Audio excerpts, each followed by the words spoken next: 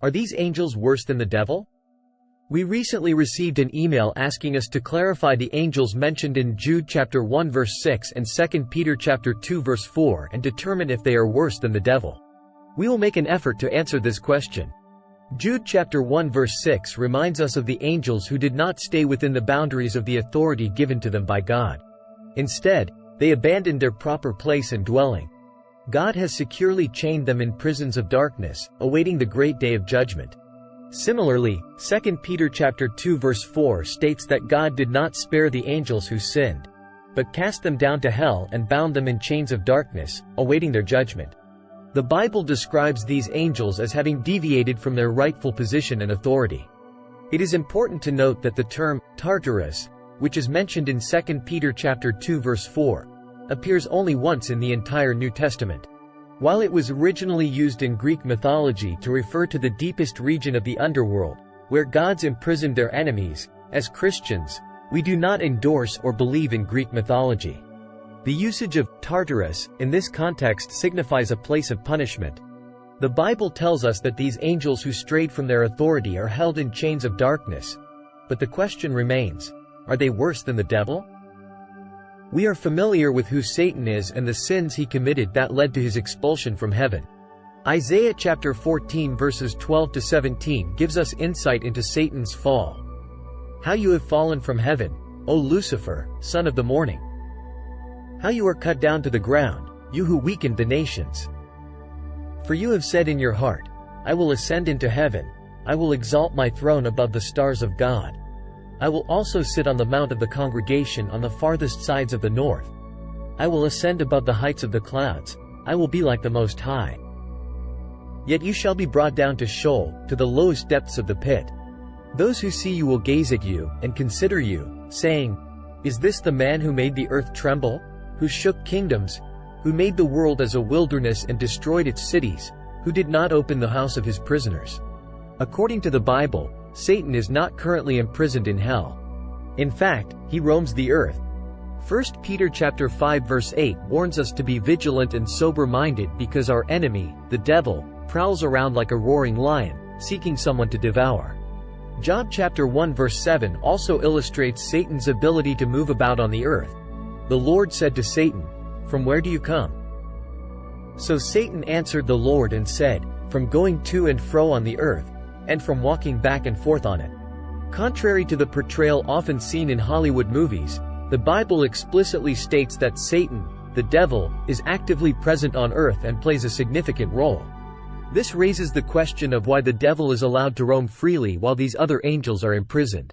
Many Bible scholars believe that these imprisoned angels are the ones referred to in Genesis, who lusted after the daughters of men and gave birth to the Nephilim. Genesis chapter 6 verse 4.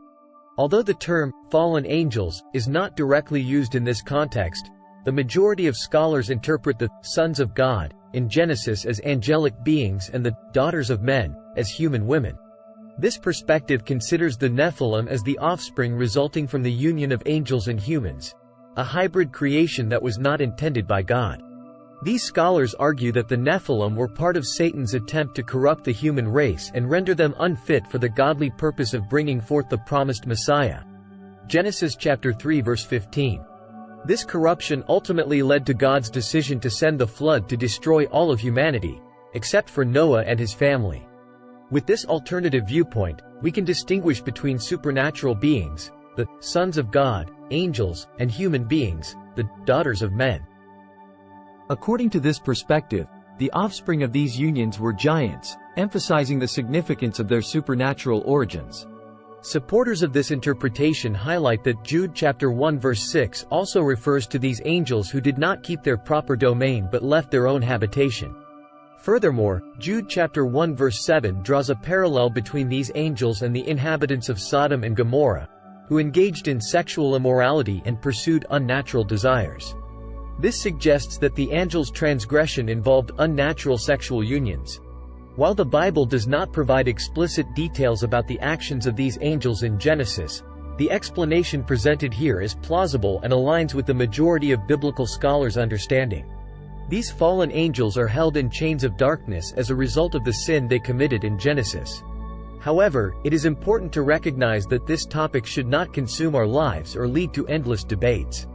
In Titus chapter 3 verse 9, the Apostle Paul advises us to avoid foolish questions, genealogies, contentions, and disputes about the law, as they are unprofitable and vain. Rather, our focus should be on matters that truly matter, such as our relationship with the Lord and our prayer life. The Bible was not written to provide answers to every question we may have. Its purpose is to guide us in our walk with God, from this life to eternity. Therefore, let us prioritize what truly matters and seek to deepen our understanding of God's love, grace, and redemption. I apologize for any confusion caused.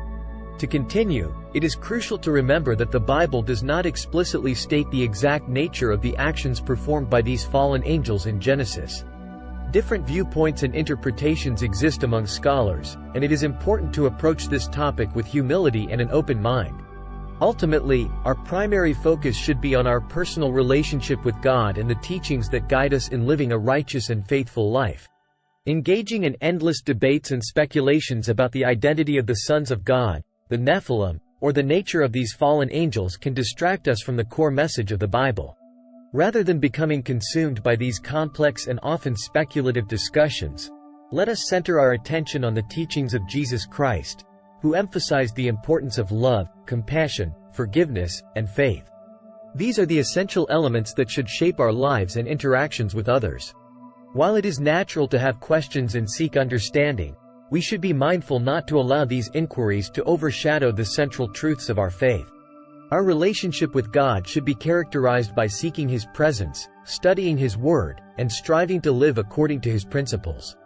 In conclusion, while there are different viewpoints regarding the nature and actions of the angels mentioned in Jude chapter 1 verse 6 and 2 Peter chapter 2 verse 4, we should approach this topic with humility and a focus on what truly matters, our personal relationship with God and living out His teachings in our daily lives.